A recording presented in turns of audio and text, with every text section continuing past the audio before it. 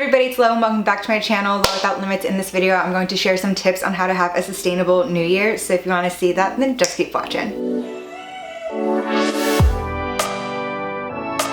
This video is going to be on general sustainability and eco-friendly tips that are super easy. There are facts out there that about a third of people make resolutions at the new year about sustainability. These ones, again, are super easy and just easy to incorporate. And over time, they just become like second nature habits. You don't even think about them at all. It's just a matter of getting started and actually taking that first step. So this one isn't a product video where I'm gonna say like, here are my favorite eco-friendly products. I have a handful of those on my channel. If you do want to see some specific products and brands that I love, definitely if you are looking for reusable products like reusable straws and coffee cups, check out rainreusables.com. It's a nice small little business and you'd be making someone very happy if you go and check that out. That is it on the product spiel. Again, general easy tips that you can do to have a sustainable new year for now and for forever, because why not? When people do look into different ways to be sustainable at home and all these different things that you can do, and there is so much doom and gloom out there that it creates what's called eco-anxiety. So like just that anxiety and that feeling of overwhelm when it comes to like, oh, I'm not doing enough, I need to do this and this and this. You just get so overwhelmed and shocked that you just freeze in a sense and you don't do anything. Instead of having eco-anxiety about these 100 million things that you need to do, I just want to keep it super simple. So the first one, and this one is super easy to do, and it's also just good for your health overall and really ties into a lot of health resolutions that people do at this time of year. And it's just being mindful of the food that you are buying and bringing into your home and actually making sure that's getting put to use instead of sitting in your refrigerator or on the counter going bad and getting tossed in the trash. Because while it is food and does break down, when food products break down in the landfill, they actually produce methane gas, which is an even more intense greenhouse gas, even more intense than carbon dioxide. So if you do have leftover food scraps, making sure that they're going into a compost facility, that way it's all contained and everything breaks down faster and it can actually be used as compost for gardens and greenery and be put into helping the soil and actually help draw down carbon. Beyond that part, just making sure that what you bring in isn't going in the trash at all, isn't going in the compost at all. It's actually getting eaten. So again, how this ties into just like general nutrition and health is really planning out what you're going to eat. And even if not specific, just buying what you know you will eat, buying enough to where it's enough to get you through, but not too much to where you're gonna have extra and it's gonna go bad. So just being a bit more mindful about the food that you're buying. An extra bonus tip, if you have the time and the access, is going to farmers markets and shopping local and sustainably and organic, because you're helping the farmers that you're buying it from. You're reducing greenhouse gases of the carbon dioxide emissions of everything traveling from all over the world to get to your grocery store. And the food just tastes better and lasts longer, because when it is, say an apple is plucked over here, it's gonna be like 2 weeks before it even gets to the grocery store, and then you wonder, why do my apples go bad in 3 days? So instead of having that big gap, people are plucking the apple and within a few days are at the grocery or at the farmer's market where you can buy it from them, and that apple will last a lot longer, so then it's not going to be ending up in the trash in a few days when it starts getting brown and mushy. So doing that by shopping at farmers markets or local co-ops is really good, just to support the community as well. And then again, going back to planning out your meals in general, meal prepping, getting glass reusable containers and meal prepping ahead of time. That way it's also easier for you to kind of grab and go something that you've already made over the weekend. I do have some meal prep videos that I can link down below as well. So that is just good for your health. You're not buying out, you're not spending a ton of money, you're remembering to eat, and everything is getting used. And then for those days that you do eat out or you do make too much food at home, having those reusable containers available, that way you can pack it all up in a reusable container that isn't going to go in the trash or be styrofoam, which is gross. And then you can have those leftovers either later that day, later that night, or the next day as well. So just kind of planning ahead, and if you are going out, even just keeping a container in your car and be like, okay, we have leftovers, I can put it in this versus asking for some container that's going to end up in the trash or in some plastic container that you shouldn't really be microwaving your food in at all. So having like a glass or a stainless steel one, which then you would have to transfer to a bowl anyway, because you also can't microwave stainless steel for a different reason. Don't microwave plastic because it's not good for your health. Don't microwave stainless steel because your microwave will explode. So a different reason, but definitely having like a glass one available or just anything reusable that you can wash and use over and over again to help reduce food waste, help reduce plastic waste, and just help with your health overall as well. A big resolution that people put out there around this time is recycling more. And while that's a really good concept in theory, only 8% of what is put into the recycling bin actually gets recycled. And it's because it's either not supposed to be recycled, so it shouldn't have been in the recycling bin, or it's dirty, so it can't be, or it's too small, or it's cling wrap. Like there are certain things that one may think can be recycled but actually aren't. So then those are just tossed aside. Or if you put your recycling in a plastic bag, that plastic bag can't go through the recycling machines because of that thin plastic, and people aren't going to open it up to dump out what you put inside because they don't know what's inside. They can't see in there. So it's more of a like occupational risk, so they just don't do it at all. So if you have all of these cans in this plastic bag, those cans are not going to get recycled. So if recycling is at the top of your list, just being smarter about it and not putting all of your recycling in a plastic bag, making sure that what is going into the recycling bin can actually get recycled and it's clean. Even if it's like a plastic food container that I'm going to put in the recycling, always giving it like a quick rinse. That way that food isn't making it in there as well. So it is easier and it is more likely to actually be recycled. Taking the caps off of bottles, and also just staying away from plastic in general. The issue of recycling plastic can completely be avoided if we just avoid plastic. So paper products and metal products still can be recycled, and those are really, really good options when possible. But of course, just going to reusables anyway and trying to cut out plastic as much as you can in the home, in the bathroom, for your personal care products, with your clothing, with getting deliveries. If like things are covered in plastic, like talk to that brand, don't shop with that brand. That brand clearly is not a great one.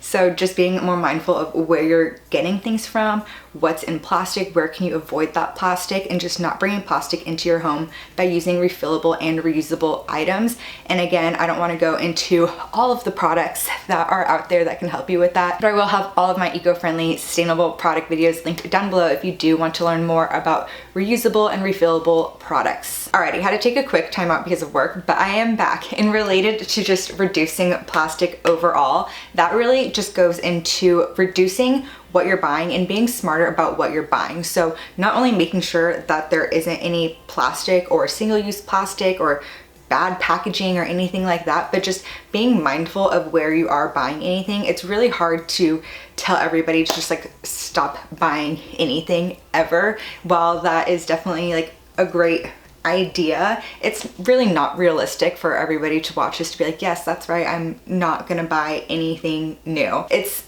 hard to completely avoid in the society that we are in, but if you are, just being better about those purchases in general, buying from brands that have sustainable practices, are using sustainable materials, organic cotton, linen, hemp, different things that can actually be broken down and don't include any plastic, buying from brands that are giving back, are aware of the problems and are doing things to combat them. For example, Girlfriend Collective, which makes activewear, they use recycled water bottles to make all of their clothing, but they're also aware that while they are using recycled water bottles, and that's better than virgin plastic activewear, it's still going to release microplastics in the wash, and they're completely aware of that, and they are doing steps on how to make that better overall. So they're like, while this is a good alternative to other activewear brands out there, this is still a problem. This is still something that you need to be aware of. And right now, like, you can buy some laundry filters, so it filters all of the microplastics.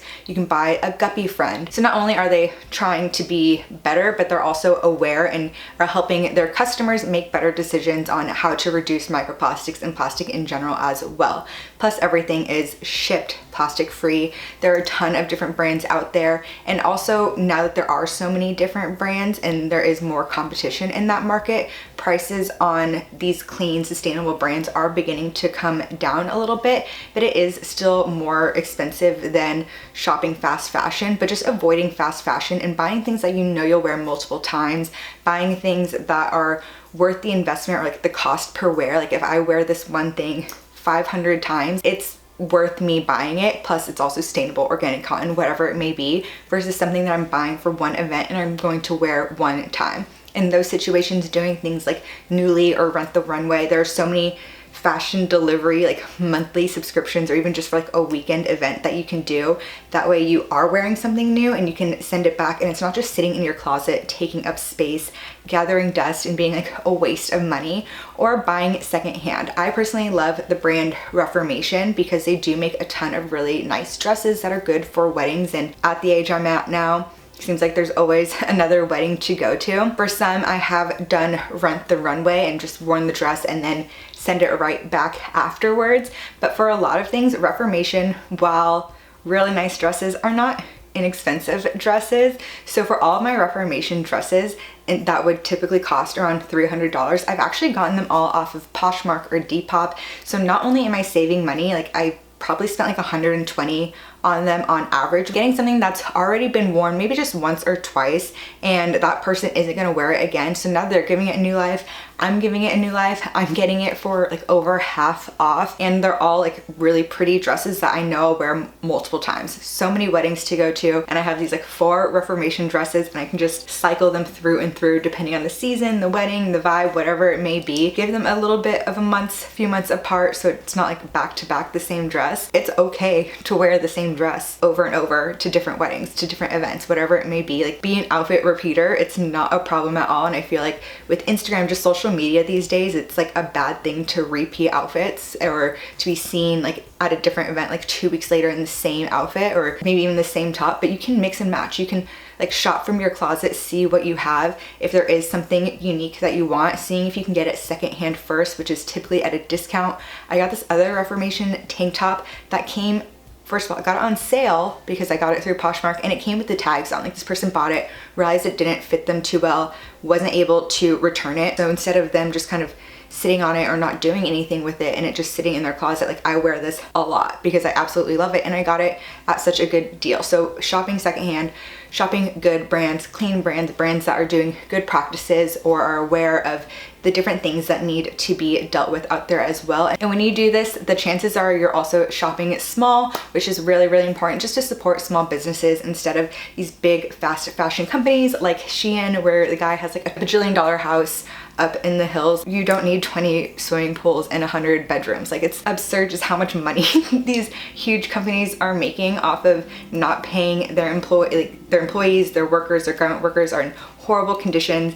They know that they're contributing to this huge problem. That's a huge plastic problem with all of their things, and like, they don't care. Like, when you shop small, these are people that care, that are like putting in the effort to make better products for you and for the planet. So that's just definitely important as well. Like, when you are going to shop, which is bound to happen, definitely looking secondhand and small first. I also do have a few videos on just plastic in clothing and the microplastic problem that I will have linked down below, where I go more in depth into that. But just as a general New Year resolution on being sustainable and eco-friendly, when you are going to shop, buy something new, definitely try and just look at where it's coming from and if it's the best place to be putting your money. But with that, the very last resolution, sustainable, eco-friendly tip for this year is getting into volunteering. And I'm not saying to basically have like another full-time job as a volunteer or get super involved in an organization, and you definitely can if you have the time and the interest to do so. I tried getting involved in a local SoCal 350 group, and for me, as much as I wanted to do it, the Sunday meetings, even though they were remote, I couldn't always make them just because of other things going on. So I wasn't able to put the full commitment into there that I wanted to do, but I still support them and I still share their information, or when there's anything going on, I definitely support them in ways that I can. But in terms of just other volunteer opportunities, looking at where you are in your city and where you can get involved with my small business, I love doing beach cleanups, which I will definitely be doing more of as it is still the cooler months. Like, I love a super spring beach cleanup because in the summer they get rough. But also spring is good because in LA, because the drain systems aren't great, because this is not a city designed for rain, when it does rain, especially that first rain, everything gets washed out and everything literally leads to the ocean. So there is a spot in Venice Beach where it's basically all the storm drains dump everything, and it's disgusting. So it's also a really good time in the spring to do beach cleanups because of the additional rain that we see, and it's just, you're not going to roast in the sun. But if you're not near a beach or you're not near Venice and you can join in on a rain reusable beach cleanup, still looking at local environmental groups and where they could use a volunteer, or if there are different events, you don't have to get involved in that group. Like if it's a surf rider group, a Heal the Bay group, or a Five Oak Gyres or the Oceans group, like there's so many different groups out there. And if you are like inland more, there are also just different environmental groups out there as well, like planting trees and everything. And again, you don't need to get fully involved.